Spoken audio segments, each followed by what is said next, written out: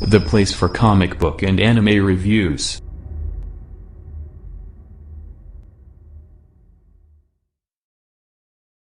There you go, welcome to the Brandon Campbell 12 YouTube channel, Brandon comic book anime reviews. And today we are going a little bit more off script again. This time to talk a little bit about Dan Murrell leaving Screen Junkies and Phantom Entertainment.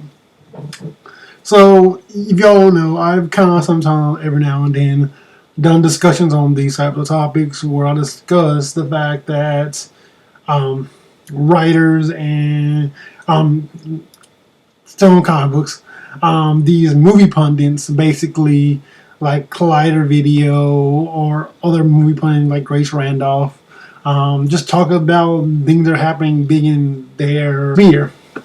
Because I'm a big fan of film and I'm a big fan of people who are talking about movies.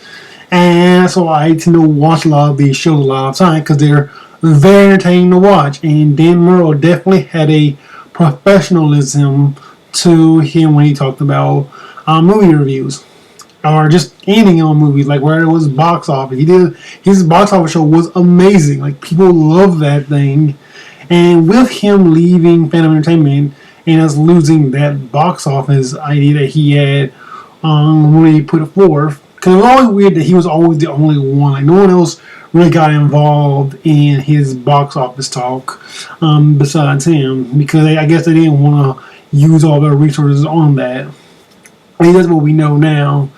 But I had to kind of also talk about, like, this is actually one of those big leaves that reminded me of when John Campia left Collider and Movie Talk.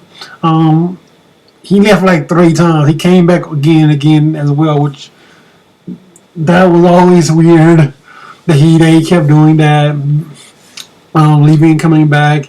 But I actually do think Van Murrell is actually going to be gone for that. I don't think he's going to pull a John Campbell in a year later. He's back at Screen Junkies again. I don't think that's actually going to happen with Dan Murrell this time. I think he is legitimately gone. And definitely subscribe to his YouTube channel. So, I haven't watched a new episode of Phantom Entertainment to see what the show feels like now that he's gone. Obviously the name is going to change a bit, but if the show is still at all entertaining, even without him gone, because, you know, when Johnny Campbell left Collider, a lot of people's argument was, well, Collider's going to go down for a hill because of that. But John Campbell really anchored that show, and he was a big part of what made that show work. And when you take him off the show, it doesn't feel the same way. It doesn't have that level of professionalism that we used to have when he was there. And the other hosts just aren't as strong as he was. That ended up not being as true. When he left, other co-hosts like rose up to the top. Christian Harloff became really big. John Schnepp became really big. All these other co-hosts like really rose up to take that spot that John Campbell let him prove themselves over time to be really great hosts for the show, even without John Campbell.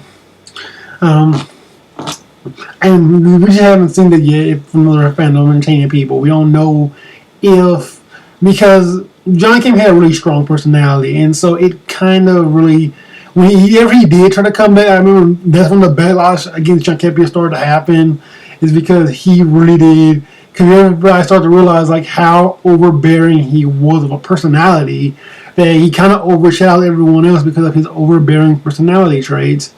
Dan Murrell isn't as overbearing as John Campbell is, though, but he still definitely feels very dominant all the time. So it is definitely a question. What happens now with Screen Junkies, if they're going to be able to retain their viewership and be able to stand strong even without Dan Murrell there. I think them letting Dan Murrell leave was definitely a mistake. I think keeping him on that box office show and letting him continue to do his own projects with fandom would have been a great success for them. And I think Dan Murrell is just that strong. And even I never get that. I never get the idea of like these reasons they come up with for why they should, cut these people out or not do one of their big ideas. It never really makes sense to me. I think it's kind of dumb, if I'm being honest. But they have their reasonings, and I don't get it, but it's whatever. I just want to kind of talk to you guys about Dan Murrell leaving, and because that was a really big deal to me that Dan Murrell left, because I thought he was the strongest person on that show. He was kind of the reason why you were watching at the end of the day, and without him being there, I don't know if the rest of the show is going to work as well, and that's just my biggest worry. So that's our thoughts on Dan Murrell leaving Screen Junkies. I don't know how much of you guys think about Dan Murrell leaving Screen Junkies. I'll catch you guys later. Peace out.